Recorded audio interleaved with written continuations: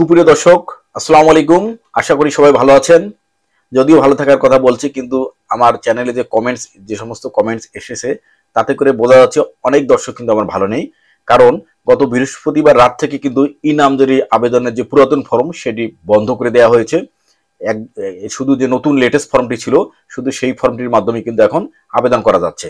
এখানে দুশ্চিন্তার যে বিষয়টি, অনেক দর্শক, অনেক ভূমি মালিক যে দুশ্চিন্তাগ্রস্ত হয়েছেন, এর মূল কারণ হলো এই ফর্মটিতে আবেদন করতে গেলে কিন্তু অবশ্যই এনআইডি বা জাতীয় পরিচয়পত্র নম্বর ব্যবহার করতে হয়, এবং এই জাতীয় পরিচয়পত্রের নম্বরে যে নাম, পিতার নাম, ঠিকানা রয়েছে সেটি অটোমেটিক আবেদনে পূরণ হয়ে যাচ্ছে।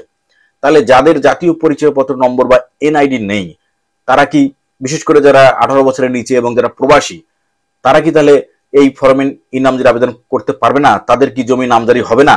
অবশ্যই হবে দর্শক, এবং খুব সহজভাবে হবে। আপনারা হয়তো অনেকে এটি বুঝতে পারছেন না বলে আপনাদের সমস্যা হচ্ছে। আমি এই ভিডিওতে খুব সহজভাবে কিভাবে আপনি এনআইডি ছাড়াই এই নতুন ফরম্যাটে ই নামজারি আবেদন করতে পারেন সেটি দেখিয়ে দিব।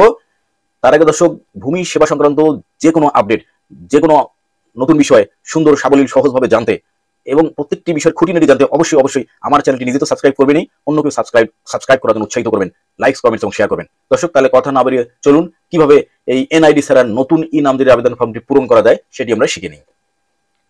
আমরা সরাসরি আবেদন ফর্মটিতে প্রবেশ করলাম। কিভাবে এই ফর্মে আসা যায় এটা আমরা প্রত্যেক দর্শককে জানি। আমার এর আগেও একটি ভিডিও আছে, সেটি দেখলে আরো পরিষ্কার হবেন।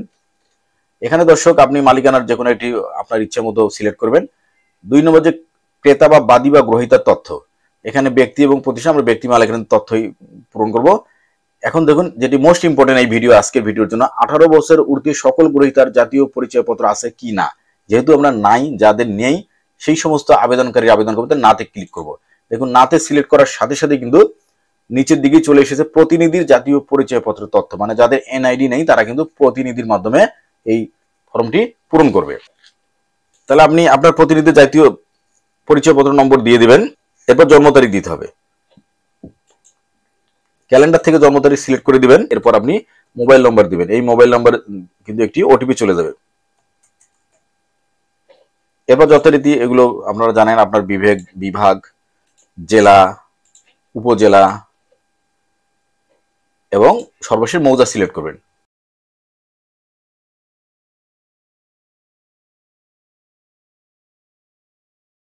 আমি এগুলো খুব দ্রুত দেখাচ্ছি, কারণ এটা যেহেতু এর আগের ভিডিওতে এগুলো আমরা করেছি, জানি অনেকে। এরপর যে আমার আজকের ভিডিও যে মূল বিষয়, সেই দর্শক আমি কিন্তু সেই জায়গায় চলে এসেছি। এই 2.1 অনুচ্ছেদে দেখুন, এখানে কিন্তু প্রথমে নীল কালিতে লেখা আছে এনআইডির ভিত্তিতে গ্রহীত তথ্য। তা আমাদের তো এনআইডি নেই, তাহলে পাশে কিন্তু হলুদ বর্ডার দেওয়া আছে যে এনআইডি ব্যতীত গ্রহীত তথ্য সংযুক্ত করুন। তাহলে এনআইডি ব্যতীত, আমি এই এনআইডি ব্যতীত গ্রহীত তথ্যে ক্লিক করলেই কিন্তু আরো দুটো অপশন পেলাম, একটি অপ্রাপ্ত বয়স্ক এবং একটি প্রবাসী। প্রথমে আমরা একটি অপ্রাপ্ত বয়স্কর আবেদনের জন্য আবেদন করি। আপনি এখানে প্রথমে তো জন্ম তারিখ দিতে হবে, তাহলে অপ্রাপ্ত বয়স্ক হলে তো অবশ্যই 18 বছর নিচে হবে। আপনি এখানে তার জন্ম তারিখ যেটা সেটি সিলেক্ট করে দিবেন। এখানে কিন্তু জন্ম নিবন্ধন যে নম্বর, এটি ম্যান্ডেটরি।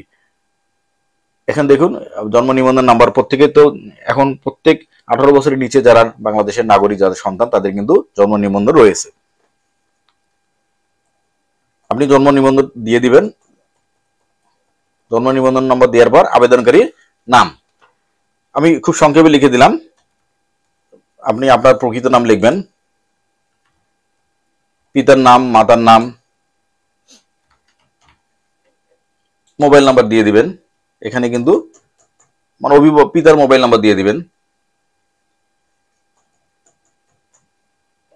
এরপর জেলা এখান থেকে সিলেক্ট করে নেবেন, আপনার যে জেলা আপনি সিলেক্ট করে নেবেন। এরপর উপজেলা সিলেক্ট করতে হবে আপনাকে।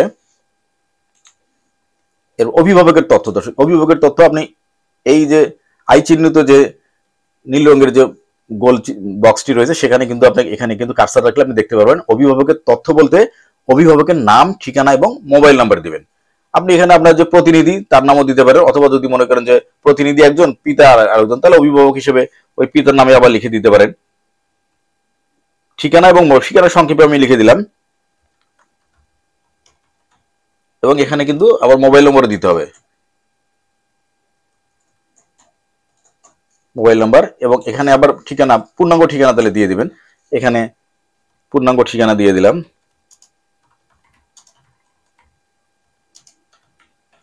আপনি আপনার যে পূর্ণাঙ্গ ঠিকানা সেটি এখানে পূরণ করে দিয়ে দিবেন। দর্শক, এই ফর্মটি কেন পূরণ করার সময় সাবধান থাকতে হবে, কারণ এটি কিন্তু নামজারির যে আবেদন তার কিন্তু ফর্ম, এই অর্থাৎ জমিদার সেই ব্যক্তিরই কিন্তু আমি তথ্য পূরণ করছি, আবেদনকারী নামজারি খতিয়ানে কিন্তু এই ব্যক্তির নাম থাকবে, অর্থাৎ এখানে নাম ঠিকানা পূরণ করার সময় কিন্তু আপনাকে সতর্ক থাকতে হবে। এরপর দর্শক, আপনি এই দাখিল বাটনে ক্লিক করলে এই দেখুন এই অপ্রাপ্ত বয়স্ক যে এনআইডি ছাড়া তার তথ্য, সেই ব্যক্তি যে জমির মালিক অপ্রাপ্ত বয়স্ক 18 বছরের নিচে, তার কিন্তু মালিকানার ধরনে কিন্তু তার তথ্য চলে এসেছে। এখন দর্শক, এই ছবি আপনি এখান থেকে ছবি কিন্তু সিলেক্ট করে দিতে পারবেন। এখানে আপনি ছবি সিলেক্ট করে ব্রাউজ করে ছবি সিলেক্ট করবেন, আপনার ফাইলে সেভ করে রাখবেন ছবিটি। এখন দর্শক, 18 বছরের নিচে একজনের তথ্য আমি দেখালাম। এখন ধরুন আমি প্রবাসী একজন, আবার যদি প্লাস এনআইডি ব্যতীত গ্রহীতাত্ব হলুদ বর্ডার দেওয়া যে লেখাটা, সেখানে যদি আপনি সিলেক্ট করেন তাহলে আবার কিন্তু ওই অপশনটি আসবে অপ্রাপ্ত বয়স্ক এবং প্রবাসী।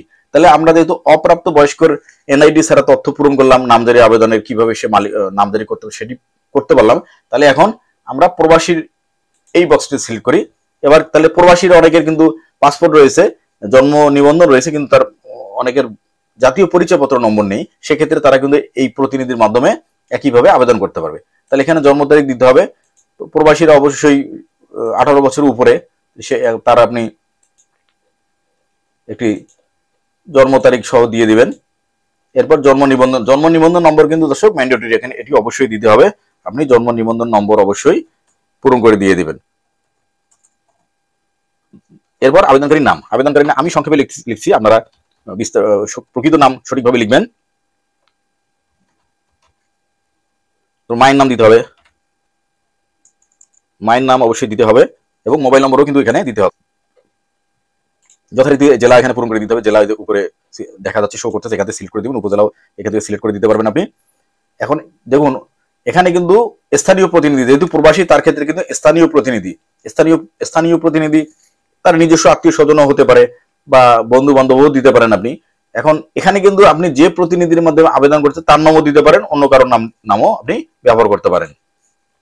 এখানে আপনি স্থানীয় প্রতিনিধির নামটা সঠিকভাবে লিখবেন, নাম, ঠিকানা এবং মোবাইল নাম্বার দিতে হবে, মোবাইল নাম্বার দিয়ে দিবেন। এই তিনটি জিনিস এখানে দিতে হবে। এরপর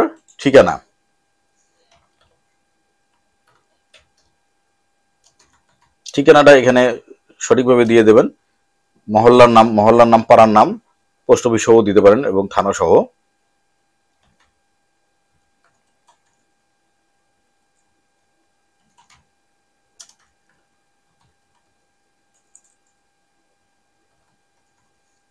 দর্শক, এই যে তথ্যগুলো পূরণ করার পর এই যে তথ্য পূরণ করতেছি, বিশেষত এই নাম, পিতার নাম, ঠিকানা, এগুলো কিন্তু এই প্রবাসীর যে তিনি কিন্তু জমির মালিক, নামজারি খতিয়ানে কিন্তু এই প্রবাসীর এই তথ্যে পূরণকৃত নামগুলো কিন্তু চলে আসবে। এখন এই দাখিলে ক্লিক করলে কিন্তু এই তথ্যটি যোগ হয়ে গেল। দেখুন প্রবাসীর, আমি শাকিল নামে এক প্রবাসীর তথ্য পূরণ করলাম, এটা কিন্তু এখানে চলে এসেছে। এরপরে এই যে আপনি এখান থেকে ছবি সিলেক্ট করে দিবেন, আপনি আপনার ফাইলে ছবি সেভ করে সেখান থেকে ছবি সিলেক্ট করবেন। এরপর দর্শক আপনি পরবর্তী ধাপে চলে যাবেন। পরবর্তী ধাপে চলে গিয়ে যাওয়ার পর এগুলো আপনারা জানেন, আমি পূর্বের ভিডিওটি দেখিয়েছি কিভাবে আপনি কাগজপত্র সংযুক্ত করবেন। এখানে শুধু কাগজপত্র সংযুক্তের ক্ষেত্রে দেখাই, যেহেতু আপনি দুজন, একজন 18 বছরের নিচে এবং প্রবাসী দুজন ব্যক্তির এনআইডি ছাড়া যেহেতু আবেদনটি পূরণ করেছি, সেখানে কিন্তু দেখুন এখানে জন্ম নিবন্ধনের স্ক্যান কপি, যে জন্ম নিবন্ধন নম্বর ব্যবহার করছি ঠিক সেই নম্বর উল্লেখ করে কিন্তু আপনাকে কাগজটি ব্রাউজ করে দিতে হবে। দেখুন এই প্রথম এবং দ্বিতীয় দুইটি, একজন প্রবাসী এবং একজন 18 বছরের নিচে, আপনারা আপনার সেভ ফাইল থেকে এগুলো সংযোজন করে স্ক্যান করে দিয়ে দিবেন। দেওয়ার পর দর্শক আপনারা এখান থেকে খসড়া কিন্তু সংরক্ষণ করতে পারবেন। দর্শক, আশা করি এই ভিডিওটি দেখার পরে এই ইনামজারি যে আপডেটকৃত যে নতুন আবেদন ফর্ম, সেটিতে এনআইডি, যে সমস্ত ব্যক্তির এনআইডি নাই, প্রবাসী বা 18 বছরের কম বয়সী ব্যক্তিদের, তাদের জমির নামজারি ফর্ম পূরণ করতে আপনাদের আর কোনো সমস্যা হবে না। সবাই ভালো থাকবেন, সুস্থ থাকবেন, ধন্যবাদ।